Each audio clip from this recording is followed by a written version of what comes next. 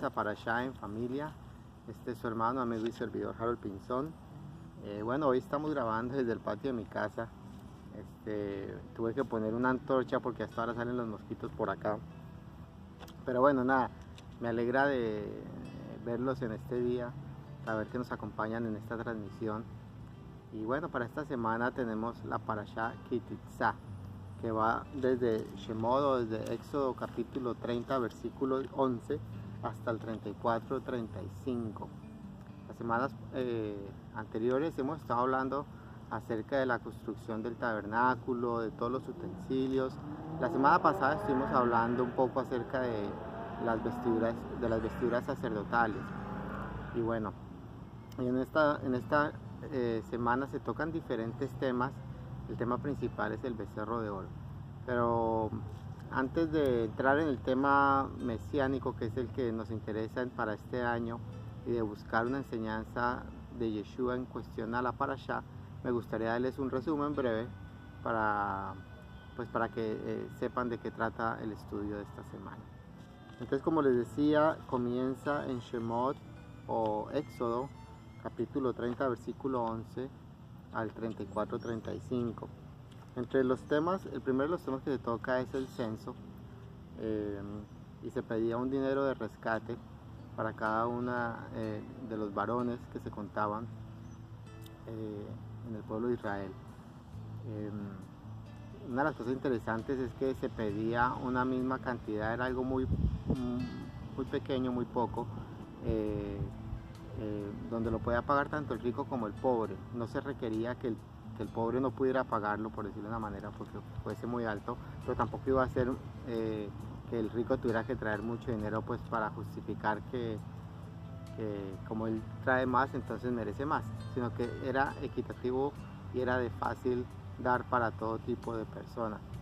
Y bueno, y así el Señor lo pidió. Entonces este es uno de los primeros temas.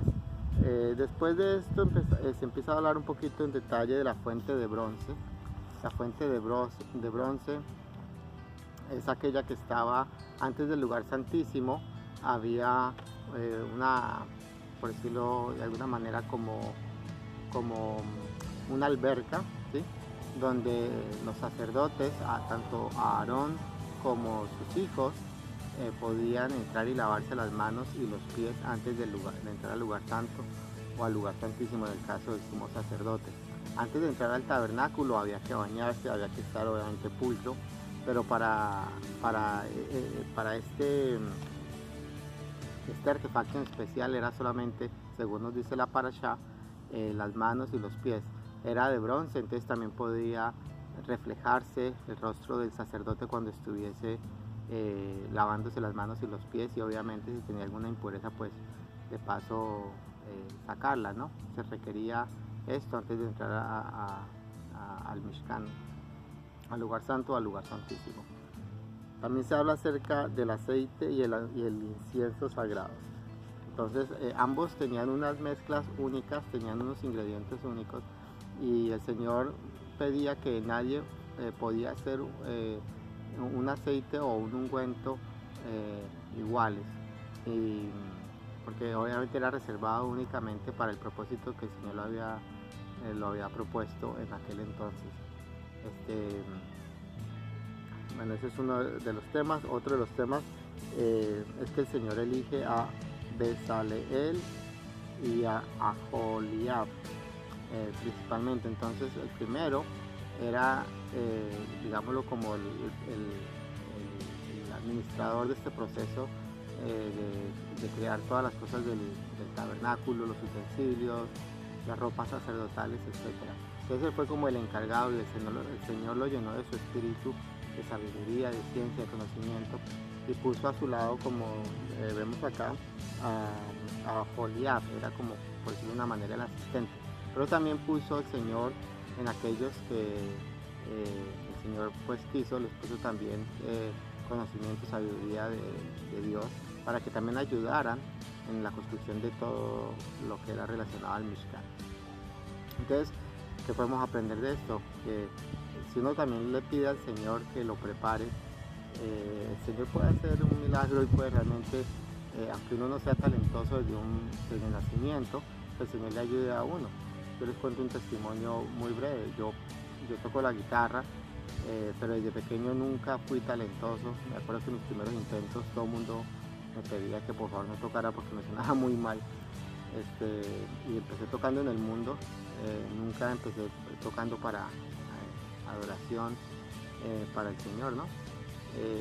Y más adelante eso poco a poco se fue formando.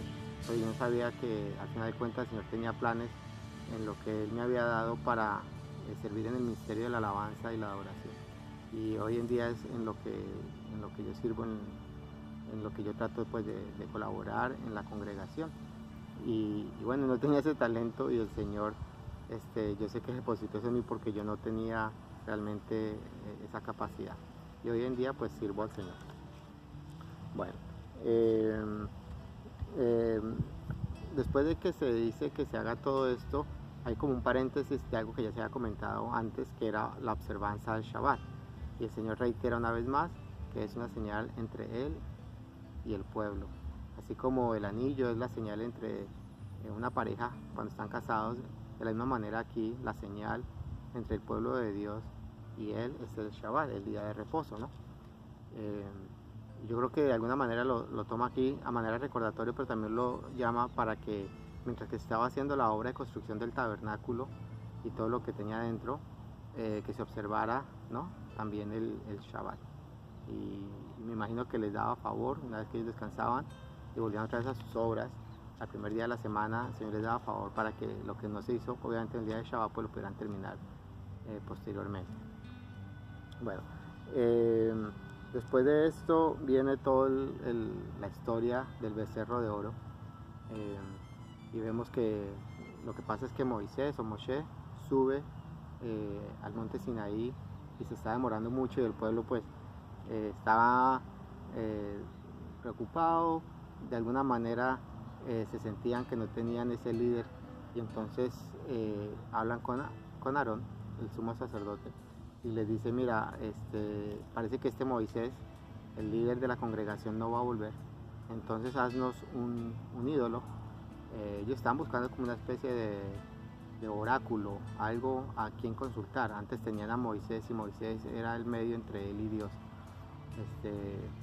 Y bueno, y Aarón concede esta petición, entonces le pide a todo el pueblo que traigan los aretes y bueno, y prendas de oro que tenían, y todo el mundo le da esto a Aarón. Aarón tira esto en el fuego y finalmente se hace un becerro de oro. Según leemos en la parashá, al día siguiente Aarón hace sacrificios y un altar, pero la idea era para adorar a Hashem, para adorar a Dios. O sea, el propósito no era adorar a otros dioses, sino era como buscar un medio con el cual llegar a alabar a Dios. Obviamente a Dios no le gustó esto, y cuando estaba con Moshe en la cima del monte le dijo, apresúrate porque este pueblo se ha prostituido y ya se han ido de mi camino y ya se han hecho un becerro de oro. Entonces, bueno, antes de esto me gustaría comentar algo. No hay ninguna parte que explícitamente diga en la palabra que a Aarón se le castigó por esto. Hay diferentes comentarios de diferentes rabinos y bueno, los sabios que dicen que de alguna manera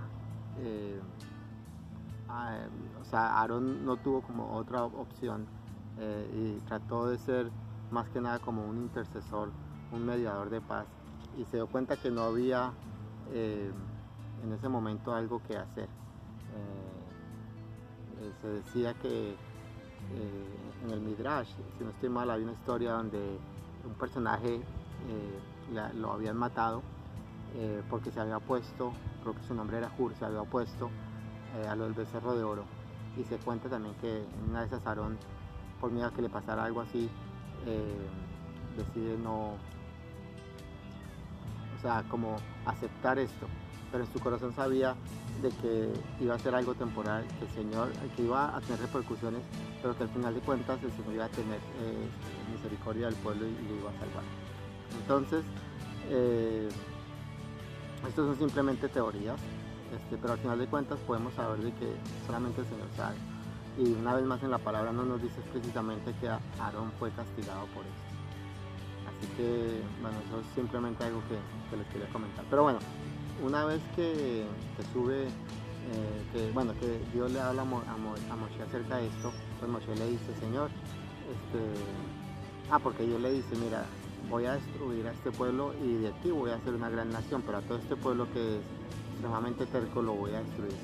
Entonces aquí viene una cualidad muy importante, entre otras, de Moshe, y es que él intercede por el pueblo y le dice al Señor, Señor, si vas a hacer eso, bórrame de tu libro, porque para que yo quiero estar en tu libro si vas a matar a todo el pueblo.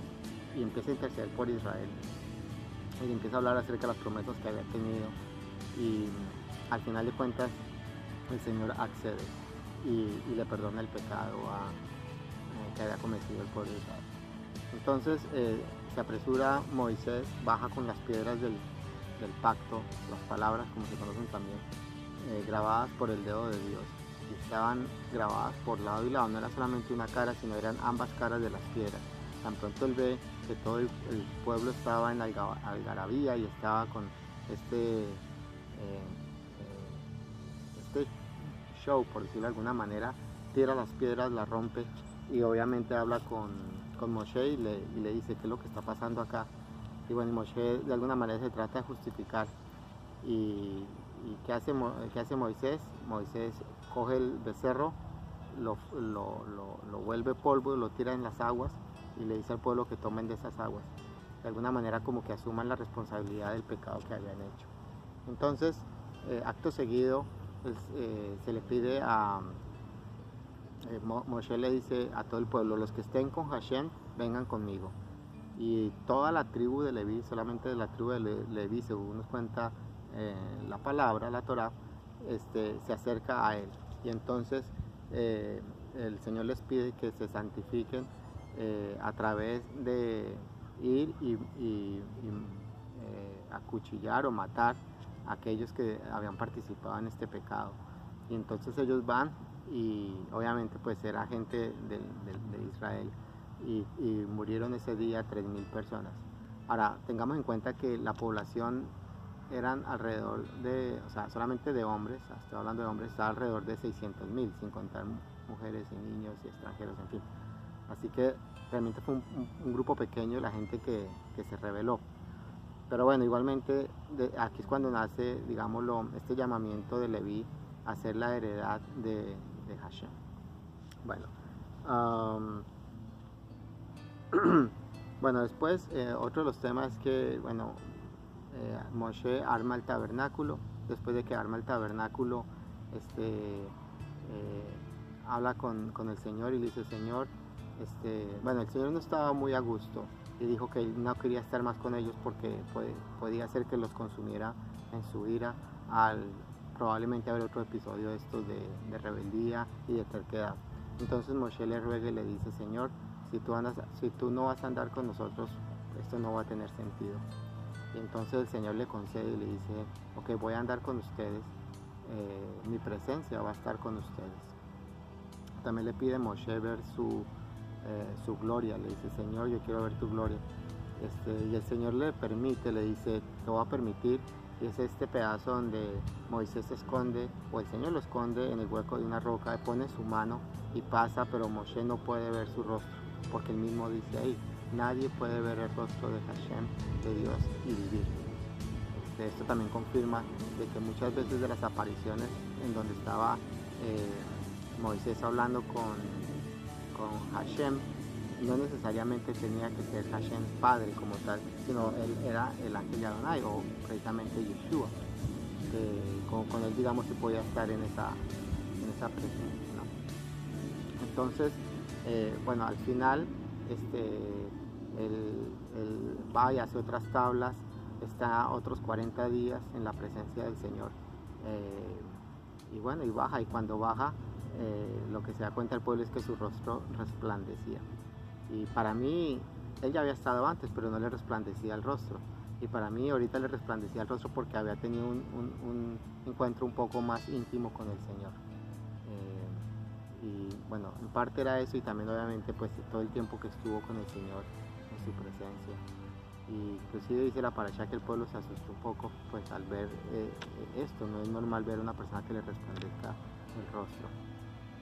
Y bueno, y finalmente pues me gustaría compartirles acerca del pensamiento o algo con nuestro Mesías Yeshua.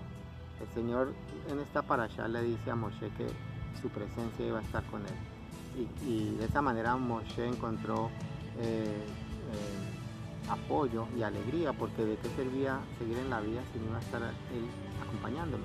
Y de la misma manera, cuando Yeshua vino y partió, él nos dio también una promesa. Me dijo: yo me voy, pero yo les voy a dejar al Espíritu Santo, lo baja con él, para que les acompañe en este caminar. Y así que, aunque estén caminando en este desierto, pasando por diferentes circunstancias, yo voy a estar con ustedes. Eso es lo que nos prometió el Señor. Y de la misma manera que lo hizo con Israel en aquel entonces, Yeshua también hizo lo mismo con nosotros. Y sabemos obviamente que el Señor está ahí, escuchándonos en todo momento. Y nos ha dejado su Santo Espíritu. Ahora su Santo Espíritu no habita en tabernáculos hechos de manos de hombres, sino que, como ya todos sabemos, si hemos aceptado al Señor en nuestro corazón,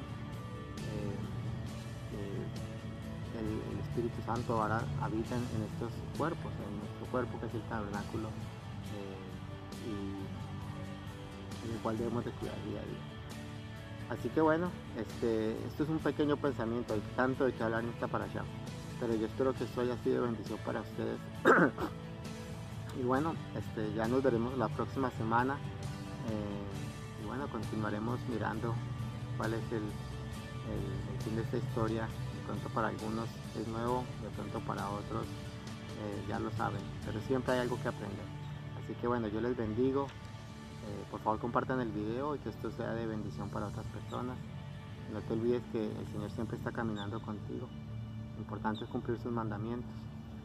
Y perdón, y disculpen, antes no me quería ir sin que lean Juan capítulo 14 del 15, del versículo 15 hasta el final, donde está la promesa del Espíritu Santo. Entonces Juan o Yohanan en el Nuevo Testamento, Brit Hadashah, capítulo 14 del versículo 15 hasta el final. Y ahí nos habla un poco acerca del Espíritu Santo. Así que bueno, nos vemos la otra semana. El Señor les guarde. Shabbat Shalom. Hasta pronto.